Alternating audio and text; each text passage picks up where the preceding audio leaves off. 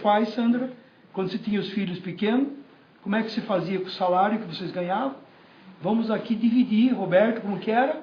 Roberto, que tem bastante, podia mais do que nós, podia dizer, isso aqui, né, Pauline? Isso aqui é exatamente, tal, Pauline sabe o que ela passou e tal, que faltou isso, faltou aquilo, porque tinha que dar prioridade. Então não foi, olha, por que vocês não foram para Miami? Porque não tinha dinheiro na Disneylândia, né? Então tinha que se contentar e passear aqui em São Paulo. Só que foi investido na educação, foi investido na saúde, Roberto. É isso ou não é? Então é a mesma coisa. Administrar um país, uma cidade, é você administrar uma família. Você tem que dar as prioridades. Lógico, aí que vem aquela questão. O político, ele está pensando efetivamente na população ou na próxima eleição. Então vem os institutos de pesquisa, né, que dão um respaldo ao político e ele não precisa mais conversar, porque a estatística diz lá que ele vai se reeleger no primeiro turno. Então ele vai fazer um plano para que ele tenha matematicamente 51% dos votos. Então se 49 está descontente, não tem problema, 51 está contente. Então eu vou trabalhar na estatística. Isso daqui é um mal da atualidade. As estatísticas, certos setores da imprensa, que estão a serviço também do capitalismo selvagem, que vendem só aquilo que os grandes financiadores pagam, porque a mídia, grande parte, não estou dizendo todas, tem um grande respeito por grandes setores da mídia, mas uma grande parte, ela se move pelo capital. Então nós estamos diante de um problema um pouquinho mais sério, que é a influência profunda do capital selvagem. Não do capital, mas do capital selvagem. Aí... Desculpa a interrupção mais uma vez. Você tocou num ponto assim interessante, porque eu acho que não é só o político que está interessado na eleição. Isso é uma coisa evidente também. Eu creio que também que boa parte desses órgãos da imprensa também estão interessados, né? A cada coisa que ocorre, que nem, por exemplo, né? Antes das manifestações, lançou estatística dizendo que tem aprovação tal, né? Agora, depois das aprovações, 15, 20 dias depois, aí foi lá embaixo, sabe? Aí, sempre vai acontecer esse negócio também, baseado nisso também, sabe? E o marqueteiro já falou que em 4 meses está tudo recuperado. Em 4 meses recupera. Ele sabe? quer ganhar dinheiro. Né? Sabe? E sem contar também que boa parte das pessoas também se informam, também assistindo esse noticiário miserável de meia hora editado e compilado, sabe? Que vai querer levar para os interesses baseado nisso que você falou. E a gente se move por essas informações. A gravidade está nisso daqui. Então a gente se movimenta no nosso dia a dia de acordo com essas informações. Então nós nos acomodamos também. Tem uma dificuldade. Também nós nos acomodamos nesse aspecto. Aonde que está verdadeiramente a informação? Ela é verdadeira o que está falando aqui? Ou tem outros canais que eu posso saber da verdade das coisas? E outra coisa também, tá? Isso também não é só da grande imprensa também. A gente está nas mídias sociais também, internet, também tem muita calúnia, né? De repente a gente acaba disseminando isso também. Apareceu uma agora aqui né? Aqui no meu e-mail, eu preciso conferir a fonte do negócio para ver se é verdadeira, né? Também tem todas essas coisas que a gente precisa analisar e filtrar bem, esse tipo de coisa. E também uma coisa que eu queria questionar com relação a essa coisa dos partidos, né? Então, são 2 perguntinhas. A primeira coisa dos partidos também, de novo, com relação à mídia social. As manifestações, né? Havia um ponto de convergência, né? Que é essa coisa da tarifa, né? Da saúde, educação, contra a corrupção, né? Sabe? A gente vê milhares de pessoas na rua, né? Com isso daí, né? Isso é o que nos une. Eu quero ver como é que vai ficar quando a coisa nos divide. Porque, por um lado, né, as pessoas não queriam os partidos nas manifestações. Aí eu fico imaginando, será que nessa reforma política não poderia ter uma espécie de grupo de interesse, sei lá, que de uma certa forma o pessoal não quer partido, mas vai acabar criando novos partidos. Se para pensar nessa coisa de grupo de interesse. Por quê? Né? Tem lá, né, o bancada ruralista que atrapalhou o Código Florestal Novo, né? Sabe, cara? Tem aí essa pressão de bancada, principalmente bancada ruralista e bancada, né, evangélica, né, que principalmente pega os votos do pessoal que frequenta lá, né, as igrejas, as comunidades, né? Assim como tem bancada do sindicato, né? Bancada católica, bancada, né, da bola, como tinha antigamente lá, umas coisas todas, né? Será que essa coisa de fazer por grupo de interesses, ao invés dos partidos, que inclusive é até suprapartidário, né? Você vê, são vários partidos numa coisa só, né? Num interesse só, né? E uma outra coisa que eu queria comentar também, até no início também da nossa discussão, essa coisa de mídia, rede social, que articulou um pouco as manifestações em si, né? Existe um grupo, né, chamado Anônimos, são anônimos mesmo, né, que eu acredito que boa parte desse grupo também esteja encabeçando, não diria encabeçando, mas dando uma alfinetada, assim, né, digamos assim, para que as pessoas saíssem às ruas, né, se manifestassem, né, expressassem essa indignação, até vindo na carona dessa coisa do pessoal do passe livre, né. Muito se especulou que é grupo fascista de extrema esquerda, grupo anarquista de extrema esquerda, de extrema direita, ou o que for, né? Como não especulou isso, né?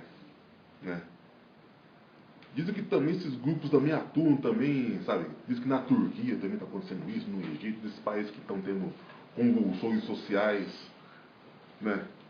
Para tentar derrubar o governo ou não, ou manter coisa parecida.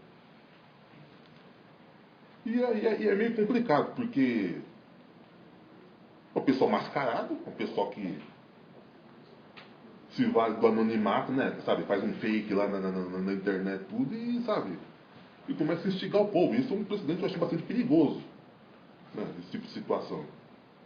Então por isso que eu fico falando, vamos saber discernir bem, sabe, as fontes, né? Esse tipo de coisa, para a gente não ficar semeando calúnia e ficar uma Mas isso daí faz parte. No contexto, no grande contexto, isso aí está dentro do pacote. Não dá para se construir uma democracia, uma república, sem que tenha essas coisas. Porque tem as pessoas do bem e tem as pessoas que não são do bem. Isso faz parte da sociedade e da constituição do homem. A nossa problemática é isso aqui faz parte. Nós temos que saber trabalhar com essas coisas e temos que nos tornar a maioria. Temos que ser essa maioria que fala, que discute, que conversa para o bem.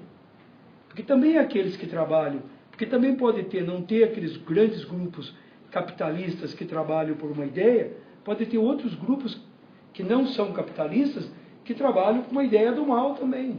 Não estamos falando aqui contra o capital, não. Nós estamos usando aquilo que é selvagem, tanto das coisas que têm dinheiro como as coisas que não têm dinheiro. Então, isso faz parte do contexto da sociedade.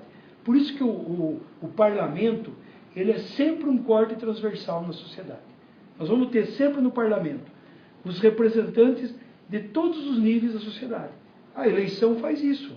Ela vai somando os votos e ela vai convergindo para os mais votados. Os que estão lá, a somatória é a representação. Não dá para todos serem representados como a sua própria ideia. Né? Por isso que a nossa ideia só, a nossa visão, às vezes, ela é egoísta. Porque eu posso ter uma visão só de uma coisa que me faz bem. Isso não é uma visão cristã. Isso não é uma visão de cidadania atuante, de cidadania que busca o bem comum. A visão tem que ser do todo. É a mesma coisa quando eu ouço um político dizer: eu votei de acordo com a minha consciência. Se a consciência dele estiver errada, a vaca foi para o brejo. Certo? Não é essa consciência que precisa na política. É a consciência do geral. É o voto do consciente. Por isso que não se constrói sem a participação. Não tem jeito. Não tem, pode ser as pessoas, os mais brilhantes, eles não conseguem responder aos anseios da sociedade. Porque se pessoas brilhantes resolvessem, nós tivemos pessoas brilhantes intelectualmente. É os livros. Como é que esses livros começam a produzir? Quando eles saem da estante e caminham pelas ruas. Essa é a questão. Então, ótimo, eu sou apaixonado pela ciência. Mas se ela não produzir, por que ela serve? É como os estudos dos laboratórios. Se aquele remédio fica lá, naquele livro, e ele não sai e não faz o efeito no cidadão, para que serve? Então, e é a mesma coisa. O remédio da democracia, a essência da política é isso aqui. É você vivê-la. Não é participar só, conversar, discutir, é você vivenciar. Teve uma grande pensadora, que nós conhecemos muito bem, que é a Ara Lubig, que ela dizia isso, que a democracia ela foi mal interpretada. É o governo do povo. Ela disse, não, é viver a cidade. Isso é muito mais do que discutir. Então, sempre a gente ouviu muito falar isso aqui, né? Vocês lembram antigamente que tinha o PCI, o Partido Comunista de Ipanema? O pessoal ficava na praia de Ipanema, tomando uísque escocês, discutindo a reforma agrária no Brasil. Eu ouvi dizer isso aqui de criança. Não sei, os mais velhos aqui, se era verdade, ou os cariocas que estão aqui. Mas era uma simbologia. Né? Não serve. Pode ajudar, mas não é o todo. Ou nós efetivamente entramos nessa maré, entramos nesse momento e aproveitamos esse momento e reproduzimos isso e continuamos nas ruas de forma ordenada, de forma civilizada, né? Ou não haverá essa transformação. Não haverá o bem comum construído, porque o bem comum provém de quem é o interessado, que é o povo. Se ele não fala, ele não exprime, ele não vivencia com os agentes, não haverá. Não terá. Não tem ninguém iluminado que possa fazer isso, a não ser Deus. Mas ele, justamente, ele nos deu a inteligência, ele nos deu a capacidade de discernimento, né? Ele nos deu o amor, ele nos deu um monte de coisa para que a gente continue o plano dele aqui na Terra. Então, o político, ele é um agente de Deus na realização do seu plano. Com certeza, muitos não sabem disso, mas é. Ele é. Porque o voto... Vocês já imaginaram o que significa o voto? Eu, no dia 15 de novembro de 1988, que eu fui candidato, no dia seguinte eu levei um susto. Eu ganhei a eleição. 20 mil pessoas da minha cidade, que tinha 40 mil eleitores, foram na urna e puseram um X, porque não era eletrônico, era um X no meu nome. Eu falei, meu Deus, o que significa isso? Isso é uma expressão máxima. É uma coisa divina. Não é uma coisa humana. O voto não é uma coisa humana. Ele é uma coisa divina. É uma coisa de coração. Eu confio ou eu não confio. Eu sou o presidente de sessão também eleitoral. É um ambiente sagrado. Sagrado. É uma coisa bem parecida. Ambiente sagrado. Aquilo é uma expressão, porque você põe o seu coração para uma outra pessoa. Imagine isso aqui, o que significa isso. Então, se eu, como político, me incorporo isso, imagine quanto bem eu posso fazer. Eu queria dizer uma coisinha. Sim. Um mês atrás, o Papa Francisco foi fazer um diálogo com crianças de uma escola de jesuítas. Sim. Acho que vocês todos estão sabendo mais ou menos do que eu vou falar, né? E um pai de uma criança falou, escuta, o que nós, leigos cristãos, podemos fazer para a sociedade? E ele lançou um apelo que eu acho que nós estamos respondendo aqui. Se envolvam na política. E eu acho que eu queria complementar com um pouco de história. Quando a Segunda Guerra Mundial terminou, a Europa estava destroçada. Passando fome, não tinha comida, não tinha condição nenhuma. Muito pior que o Brasil hoje, né? O Brasil não está bem, mas a Europa estava pior naquela época. 3 governantes cristãos reconstruíram a Europa. Enrico de Gasperi, Konrad Adenauer, eu não lembro do francês. Schumann. Quer dizer, foi um processo longo, mas a Europa hoje é o que é por causa disso. Eu esqueci de dizer meu nome, é Roberto Seboc, para quem estiver vindo aí, mas para quem não me conhece. Então, eu acho que existe esperança. Nós temos que aqui dar partida no processo que começou lá. Então, tem esperança. Eu acho que nós temos que ter essa esperança, que é possível. Nós temos um exemplo na história, e talvez muitos outros. Né? Era só isso. Sim. 6 horas. Meu Deus do céu. Só aproveitar também, aí, também agradecendo você, Sérgio. Eu acho que assim, como... Desculpas, o Pedro. Não, imagina. Não, foi muito bom. Eu acho que talvez, acho que é só de também a gente conseguir mensurar, né, tudo que foi falado aqui um pouco, uma breve sim.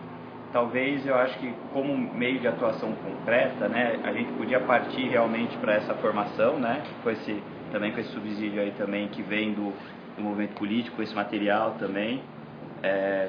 E eu não sei, também aproveitando para fazer uma consideração e contigo aqui.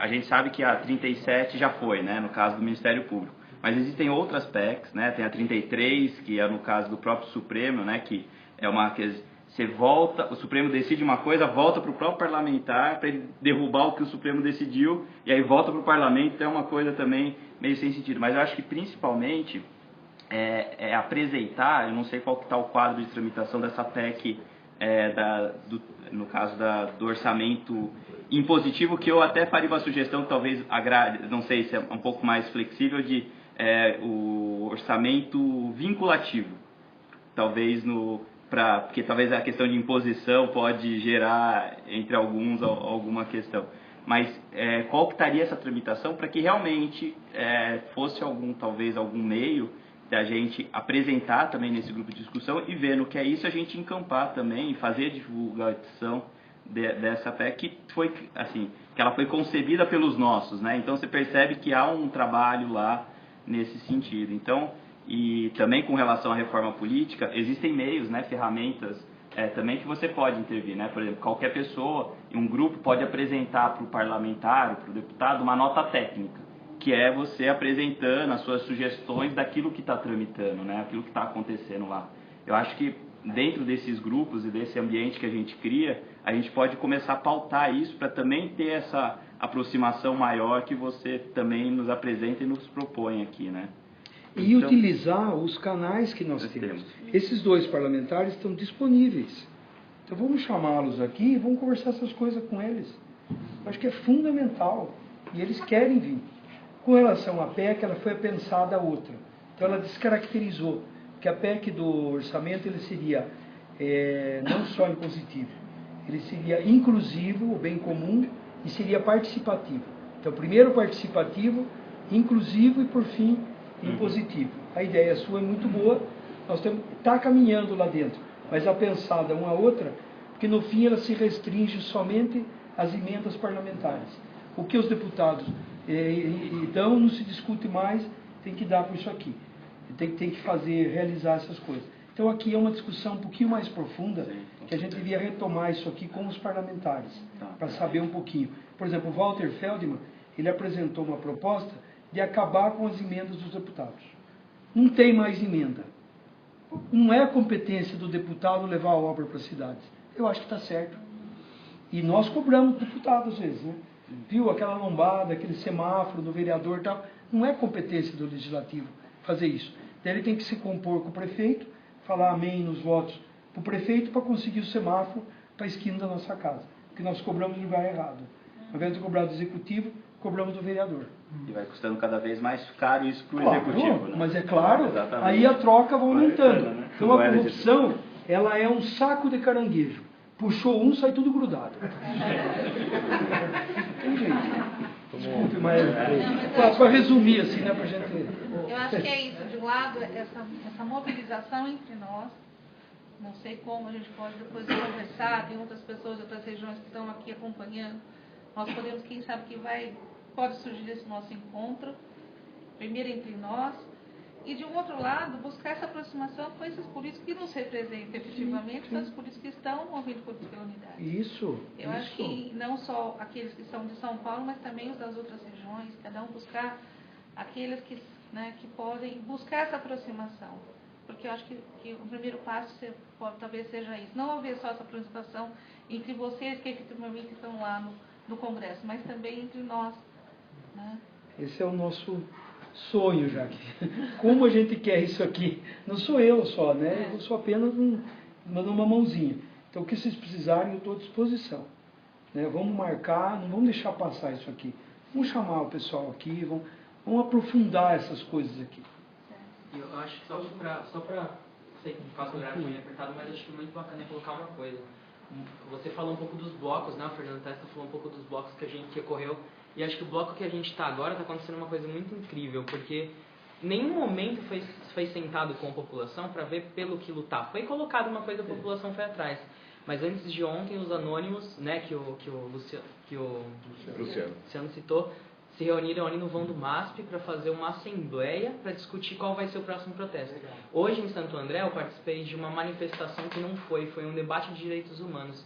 Veio o índio do Mato Grosso, veio o pessoal de direitos humanos falar ali, e o próprio pessoal do MPL veio lá falar o que está sendo essa realidade. Então, acho que assim, o mais bacana é a gente trazer aqui para dentro esse pessoal que a gente pode conviver hoje, né, que a gente tem acesso, mas inundar também isso daí. Por exemplo, eu sou do movimento dos Focolares, não faço parte do movimento juvenil andreense, não faço parte de mais nenhum, mas assim, é obrigatoriedade nossa estar também no meio disso, em cada cidade, em cada bairro, em cada movimento, inundar também com esse tipo de coisa, né? Então, assim, não excluir de forma alguma os anônimos, porque eu acho que o trabalho deles é bacana. Tudo bem, a teoria da conspiração que os caras propõem é uma coisa absurda e tudo mais, mas assim, é a gota que falta, né, em cada copo d'água da gente também mandando isso. Porque é o momento que a gente está vivendo agora. Né?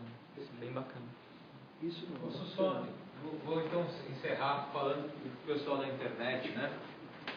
A gente teve mais ou menos 500 visualizações ali. Ao mesmo tempo, assim, a gente chegou a um pico de umas 110 e tal, mas ficou numa média de 90 pessoas acompanhando mesmo, assim, junto com a gente aqui, ao mesmo tempo. Tem gente do Rio de Janeiro, de Belo Horizonte, de Natal, tinha até na Argentina.